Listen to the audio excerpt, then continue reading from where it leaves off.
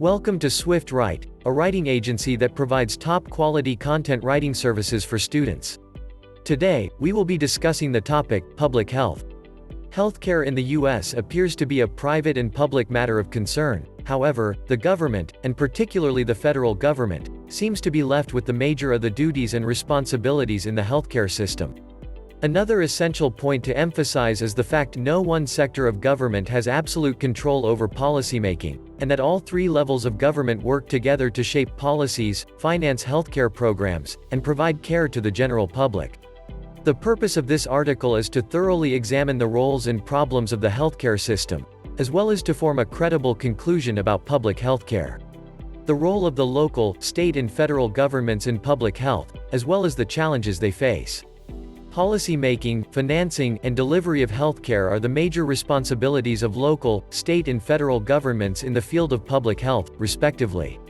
It has already been established that the activities are not exact, and that it is difficult to determine the various duties of the several levels of government.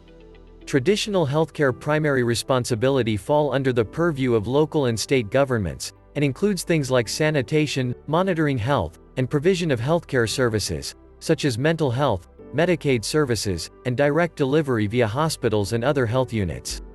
States can provide a variety of services through their health departments, especially assistance for the disabled, maternity health, childcare facilities, and the provision of inpatient treatment directly to patients. Initiate initiatives to assist in the prevention and treatment of communicable illnesses such as TB via the health units. Environmental healthcare services are provided by certain states that are under the auspices of environmental protection legislation. Individuals who are identified as having the contiguous illness are subject to scrutiny that are under the auspices of environmental protection legislation. Individuals who are identified as having the contiguous illness are subject to scrutiny and quarantine in an emergency situation by the state. It is important to note that public healthcare services have a substantial influence on a patient's health status. When it comes to evidence-based public healthcare policy, Brownson et al. Identify three components that must be included. The elements are divided into three categories: outcome, method and content. Development of acceptable techniques that would facilitate the acceptance of a policy is the process, while policies which would be more effective are the substance, that would facilitate the acceptance of a policy is the process, while policies which would be more effective are the substance, while policies which would be more effective are the substance, and the repercussions of a policy are the results of the policy's implementation. To show evidence-based policies, it is necessary to improve information dissemination, undertake policy surveillance. It is necessary to improve information dissemination, undertake policy surveillance, utilize analytic tools effectively and track the effects of policies, among other measures. In the first policy domain, we describe the process, which begins within the first policy domain.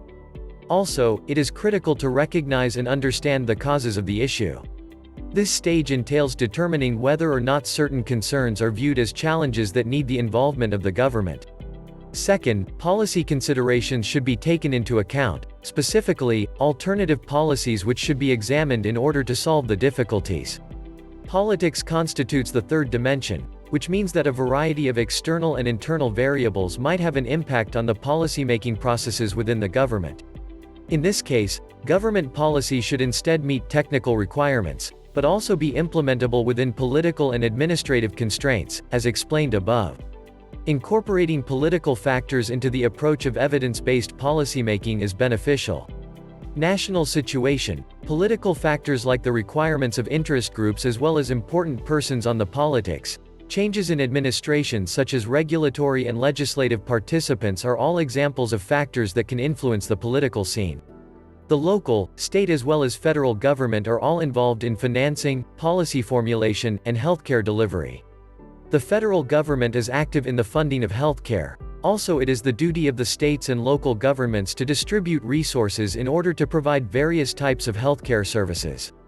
Furthermore, licensing and regulatory and procedures that restrict the performance of employees are among the difficulties that professionals face. Evidence-based policy takes into account several areas, including the content, the process and the outcome. Policy surveillance, information distribution, and the use of analytical tools as part of the overall strategy should be included. Thanks for listening. If you need a similar paper done for you, do not hesitate to contact us at swiftwrite.com. We offer 100% plagiarism-free content writing services, with 100% satisfaction guaranteed. Follow and subscribe to our channels us on Instagram at swift.write, Facebook at swiftwrite, LinkedIn at swiftwrite services and YouTube at swiftwrite.